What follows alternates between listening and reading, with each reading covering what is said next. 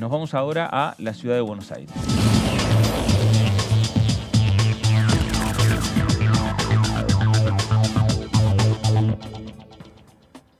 Diputado Carlos Heller, ¿cómo le va? Fernando Fraquelli saluda. ¿Qué tal? ¿Cómo va? Buenas tardes. Buenas tardes. Bueno, acá un poco con Daniela, con David, estamos analizando lo que va a ser la agenda del Congreso en los próximos días, pero también, sin dudas, lo que dejó la jornada electoral de ayer. ¿Cuál fue la reflexión suya? ¿Cuál es su reflexión, Carlos? Bueno, que varias cosas. Es largo, para reflexionar hay un montón. Lo primero es recordar que, y voy a decir que esto yo lo dije antes del resultado, no después, de que la de ayer era una elección de candidatos y que en definitiva no se iba a elegir nada, sino que nos iba a dar la primera información seria de cuál era el estado de ánimo de la ciudadanía respecto a las elecciones del 22 de octubre. Y ese resultado nos confirmó aquello que dijo Cristina en mayo, creo, en un programa de televisión, donde habló de 3/3 de la ciudadanía dividida en 3/3. Lo que hemos visto ayer es eso, es decir, las diferencias entre los 3/3 son mínimas. Hay menos de 2 puntos entre el primero y el segundo y 1 punto entre el segundo y el tercero. Es decir, que entre el primero y el tercero hay menos de 3 puntos. Lo cual, mirado con la visión de la baja concurrencia y la situación de que no se jugaba nada en muchas provincias, habida cuenta que ya habían hecho sus elecciones de gobernador, etcétera, y que cuando van a elegir diputados o cosa que les interesa va a pasar en octubre, son diferencias mínimas que nos permiten hablar de ese virtual triple empate, más allá del impacto mediático del candidato más votado, etcétera, etcétera, pero desde el punto de vista de lo que hay por delante, en una elección donde solo votó el 69% de la ciudadanía, donde hay una cantidad de votos en blanco, etcétera, me parece que nos da eso, un escenario de empate en el que van a quedar 2 de esos 3. Y yo personalmente me arriesgo a opinar que van a quedar Unión por la Patria y Juntos por el Cambio, porque creo que el voto ese de Milei, que tiene más que nada que ver con una situación de bronca, de insatisfacción, también a muchos de los que lo votaron, cuando vean todos los que son, creo que les va a meter un poco de preocupación. Verlo como perspectiva de gobierno. Una cosa es verlo como perspectiva de voy a protestar y otra es imaginarlo como presidente de la República. Esa es mi impresión fresquita. Habrá que escuchar otras opiniones, ir madurando. Eso es lo que me parece a mí a horas del resultado. Después hay que meterse más en detalle en los resultados puntuales, insisto, en cómo fue en cada lado en relación a la elección anterior, ver qué se ganó y qué se perdió en cada uno de los lugares, etcétera. Pero yo sigo creyendo que para el espacio al que yo pertenezco, la clave está en cómo hacer que esos votantes que están enojados, que votaron por nosotros en el 2019 y que no emigraron a ningún otro lado, que siguen enojados y no votan, cómo los ganamos para que vengan y nos voten, entendiendo que todo lo que hoy les da bronca y todo por lo cual están insatisfechos, sigue siendo por el lado de acá. Que si por la bronca cambian de dirección, lo único que van a hacer es empeorar y tener más bronca, pero que no tienen ninguna posibilidad de que para el otro lado las cosas se puedan resolver. De eso tenemos que tratar de convencer nosotros a ese potencial votante nuestro, de que más allá, insisto, del enojo, más allá de todo eso, lo que falta, lo que no se logró, lo que no se hizo, lo que se hizo insuficiente, es todo en este rumbo. Pues todo el mundo reconoce que la economía se recuperó, que se creó empleo, que se abrieron empresas, que creció el turismo, etcétera, pero hay una insatisfacción porque la distribución del ingreso no ha acompañado eso como debería haber acompañado. Pero seguro que eso no se va a mejorar destruyendo, eliminando el rol del Estado, eliminando subsidios. Yo miro, por ejemplo, el resultado de Tierra del Fuego y digo, yo entiendo que los votantes de Milei de Tierra del Fuego, cuando vean ese resultado, tienen que entrar en pánico. Porque si Milei va a eliminar de un saque todos los subsidios, Tierra del Fuego va a estar en problemas. Y quienes viven en Tierra del Fuego y trabajan en Tierra del Fuego van a tener graves problemas. Y así creo que podríamos encontrar muchas situaciones de gente que trabaja en el sector público, pero que porque está enojado por distintas cosas puede haber votado a Milei, y hay que decirle que, bueno, pero si viene Milei va a perder el empleo directamente, no que va a tener una insatisfacción por el ingreso. Así que es el primer análisis, reflexión, dicho sin filtro, exactamente con absoluta franqueza lo que yo estoy pensando y sintiendo a esta altura. Carlos, ¿cómo le va? Buenas tardes, soy David Cayón, ¿cómo está? ¿Qué tal, David? Bien, ¿cómo anda? Respecto de esto que usted acaba de decir y algo que tiene que ver con su rol en la Cámara de Diputados, usted es presidente de Presupuesto de Hacienda, la Comisión de Presupuesto de Hacienda. Una de las discusiones que tiene el electorado y que tiene el oficialismo tiene que ver con la economía, usted lo acaba de explicar, y la distribución de ingresos y llegar a fin de mes, aparte usted sabe mucho del sistema financiero.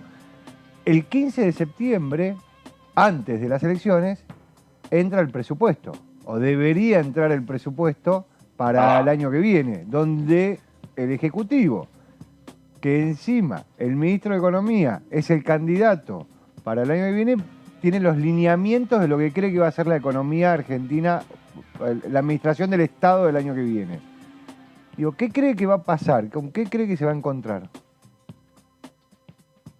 Bueno, creo que me voy a encontrar con cosas muy distintas de las que uno se puede imaginar, porque hablo de la continuidad, tratando de mejorar y todas estas cuestiones. Yo creo que el año que viene se presenta como un año donde va a haber un significativo crecimiento de exportaciones y consecuentemente de ingresos fiscales, que van a mejorar dos cuestiones muy sensibles para la Argentina, muy críticas en estos mismos momentos. Frente a una pésima situación del sector de agroexportador, prevemos el año que viene un año de excelencia desde ese punto de vista. Está todo lo que va a cambiar respecto de el balance energético, y creo que vamos a pasar de ser importadores a, como mínimo, a dejar de importar y probablemente a comenzar a exportar. Entonces creo que vamos a tener una perspectiva interesante y que eso va a permitir mejorar muchas políticas públicas y que presupuestemos esa mejora. Ahora bien, ustedes dijeron, y es cierto, el proyecto de presupuesto entra el 15 de septiembre y nosotros tenemos como fecha normal de aprobarlo antes del 30 de noviembre, que es la finalización del periodo ordinario de sesiones. Indudablemente, el ánimo de tratamiento del presupuesto va a estar muy influido por lo que pase el 22 de octubre. Claro. No tengo ninguna duda. Pero también quiero decir que habrá que ver, porque cualquier cosa que se quiere tratar, y ustedes lo saben igual que yo, no depende de que sea justo, bueno, correcto o necesario, sino de que exista el número para tratarlo y que pueda construirse una mayoría para aprobar una determinada cosa. No hemos podido aprobar la creación de nuevas universidades, para hablar de una cosa que yo he convencido que es absolutamente justo y necesario. Y no hemos podido aprobar algunas leyes que el Poder Ejecutivo nos está pidiendo, y ya no me meto ni con los temas de la reforma judicial, pero el Poder Ejecutivo está pidiendo lo que vulgarmente llamamos la ley de blanqueo, que es parte del acuerdo firmado con Estados Unidos para el intercambio de información y para abrir la posibilidad del ingreso o la declaración como mínimo, porque hay dos opciones, de esos fondos que han salido de manera ilegal de la Argentina y que están en Estados Unidos. Y eso es una cosa importantísima para cualquier gobierno, porque es importante para el país. Sin embargo, no lo podemos tratar. No pudimos avanzar con el proyecto del gas, que es otro proyecto estratégico importantísimo de una asociación entre la empresa estatal argentina y la empresa estatal malaya. Dos empresas, y la empresa estatal malaya es creo que la cuarta empresa petrolera del mundo, ¿no? Para decir que no es un socio menor. Son todas cuestiones de una importancia enorme respecto del país que tenemos por delante, pero están muy condicionados por la política y es muy probable que tengamos dificultades para tratar el presupuesto, como ya ha pasado, en el marco de las tensiones que genera la política. Si habrá quórum, si habrá mayorías para aprobar, o el tema va a quedar condicionado al resultado electoral, y el resultado electoral será el punto de partida para que se pueda definir un proyecto de presupuesto. Porque sin duda el presupuesto que el país tendrá en un gobierno liderado por Sergio Massa es muy distinto al que tendría en un proyecto de país liderado por Milei o por Bullrich. Por lo tanto, me parece que eso va a condicionar fuertemente el tratamiento. No es neutro, ni abstracto, ni desligado de la política. ¿Qué tal, Carlos? Daniela Mosetti saluda. ¿Qué le pareció hace un ratito estábamos hablando de las PASO como herramientas y realmente lo vimos que en este turno electoral se hicieron uso y mucho en todo el país? ¿Cómo vio esta utilización? Yo soy tengo un concepto a favor de las PASO. Sí. Porque cuando no había PASO, en definitiva los candidatos se elegían en internas partidarias que no existe más. Que tenían... Que no existe más. Bueno, no existe más porque hay PASO. Claro. Justamente las PASO fueron creadas para reemplazar las internas partidarias, para que los candidatos de los espacios también sean elegidos por voluntad popular y no, como pasaba antes, por comunidades más chicas, como eran los afiliados del partido, o a veces incluso un núcleo aún más chico que dentro de los afiliados de cada partido. Entonces, las internas, las elecciones primarias, simultáneas y obligatorias, le dan una categoría de calidad institucional al proceso de elección de candidatos que yo creo que es bueno. Yo creo que es bueno, creo que hay que sostenerlo, y que siempre hay cosas que se pueden mejorar, criticar, es decir, que podrían ser distintas. Está claro, vamos a tomar un ejemplo, que la incorporación del voto electrónico en la Ciudad de Buenos Aires creo que no fue un acierto justamente desde el punto de vista de las prácticas electorales, las mejores prácticas. Y creo que definitivamente hay que entender que el papel es insustituible porque iguala a todo el mundo. El manejo de la electrónica ya establece una diferenciación de capacidades, de aptitudes, de entrenamiento, hasta de edades. Mientras que la boleta de papel es mucho más horizontal, universal y pone a todo el mundo en la misma condición. Yo espero, ya en casi todo el mundo se ha abandonado, parece mentira, pero en la era de la electrónica, en países donde se utilizaba voto electrónico se ha ido dejando de utilizarlo por diversos inconvenientes que eso genera. Y lo que pasó ayer en la Ciudad de Buenos Aires creo que no hace más que abonar esa teoría. También habrá que pensar si elecciones concurrentes, como se hizo en la Ciudad de Buenos Aires, es una idea ocurrente o es un problema, aunque sea con papel, ¿no? Si el que quiere hablar no tiene que hacer como se ha hecho en otros distritos, eligiendo fechas distintas. Y voy a decir una cosa que es mi opinión personal, no necesariamente lo que se opina en mi espacio político. Yo creo que desdoblar las elecciones por categorías sería un avance democrático. Que cuando se elige intendente, la gente del pueblo vote por el intendente y no necesariamente por el presidente o por el gobernador. Y cuando se elige gobernador, lo mismo. Es decir, yo si pudiera decir cómo me gustaría como práctica democrática, no votaría cada 2 años, tal vez cada 4, pero desdoblaría las elecciones municipales, provinciales y nacionales, de manera que en cada caso se esté votando precisamente por lo que se está eligiendo. Y no haya arrastre, no haya todo ese tipo de cuestiones. Pero es una opinión absolutamente personal, insisto que no tiene ningún apoyo, ni la he puesto nunca en discusión. Ustedes me lo preguntan y yo con la espontaneidad que corresponde la contesto. Claro. Carlos, hablando de algunos proyectos que están pendientes de discusión y que pasan por la Comisión de Presupuesto, como es el caso del gas natural licuado, un proyecto que vinieron los funcionarios del Ejecutivo aquí al Congreso Nacional, está previsto para... También los funcionarios de la empresa estatal. También, exactamente. Hubo 2 reuniones. 2 reuniones informativas. Ahora, así es. ¿Va a haber más reuniones informativas o ya directamente van a convocar para reuniones entre los diputados, las diputadas? Yo entiendo que ya el informativo está cubierto. No creo que podamos... ¿A quién más vamos a ver? Vinieron todas las áreas del Ejecutivo que pueden tener que ver con el tema. Vino la gente de YPF, que vino también una delegación.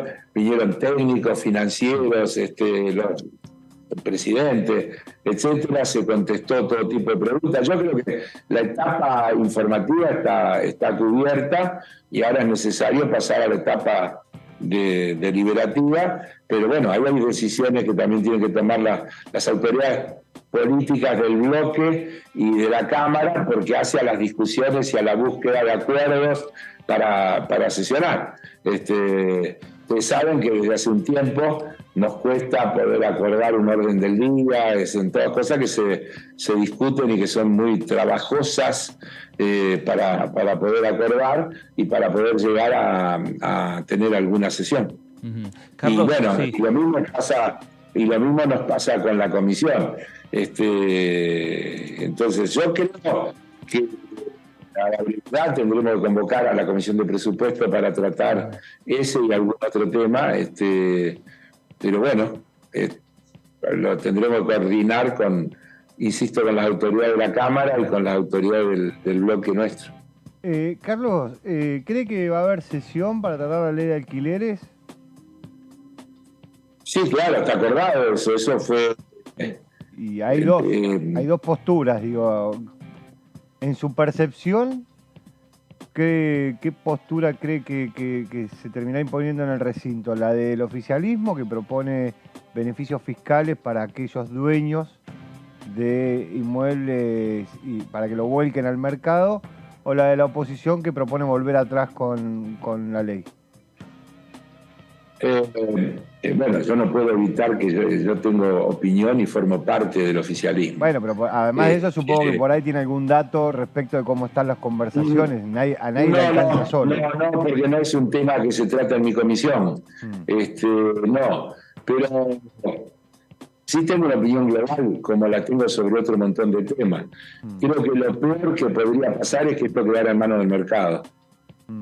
Es decir, suponer que una regulación no funcionó y que por eso hay que desregular, creo que es el error más grande que se puede tomar, se puede llegar. Espero que no pase. Yo creo que buscar incentivar a los eventuales alquiladores para que los eventuales inquilinos puedan acceder estaría bien. Yo creo que hay una opinión muy personal mía, ¿no? Que la ley de alquileres debería tener un ajuste similar al que acordamos con el tema de los créditos UBA, es decir, que si alguien toma un alquiler y paga un X porcentaje de su salario, sepa que eso se le va a mantener estable y en todo caso el beneficio fiscal o la creación de un fondo compense al propietario por los eventuales desfasajes que hubiera entre ese índice y, por ejemplo, la inflación, de manera que no perduran frente a la inflación o cosas por el estilo. Y después sí, creo que habría que grabar, dicho esto, lo que habría que grabar fuertemente las viviendas ociosas, de manera que el incentivo para alquilar sea real, porque no tenerla ocupada genere un verdadero costo, ¿no? Es una situación en la Ciudad de Buenos Aires notable. Uno recorre barrios y, bueno, lo que pasa es que son todos edificios hechos no para la gente que necesita alquilar. No. Pero hay edificios enteros cerrados, terminados y sin inquilino y sin propietario. La realidad, me falta decir para completar mi opinión, es que nosotros tenemos un déficit de oferta muy alto y que la oferta de vivienda accesible para la gente que busca alquilar, parejas jóvenes, profesionales que se están formando, gente del interior que viene a estudiar, todo eso que sabemos que pasa, nunca la va a hacer el mercado y nunca va a venir de la oferta comercial. Siempre requiere planes públicos de vivienda que aquí brillan por su ausencia, y eso es lo que agrava el problema en mi opinión. Carlos, gracias por estos minutos para con Diputados Televisión. Que le vaya bien y a la orden. Gracias. Carlos Heller, diputado nacional del Frente de Todos por la Ciudad de Buenos Aires, Listo para el presidente de la presupuesto, Comisión de no se Presupuestos. achica, no se achica. No. No, obvio.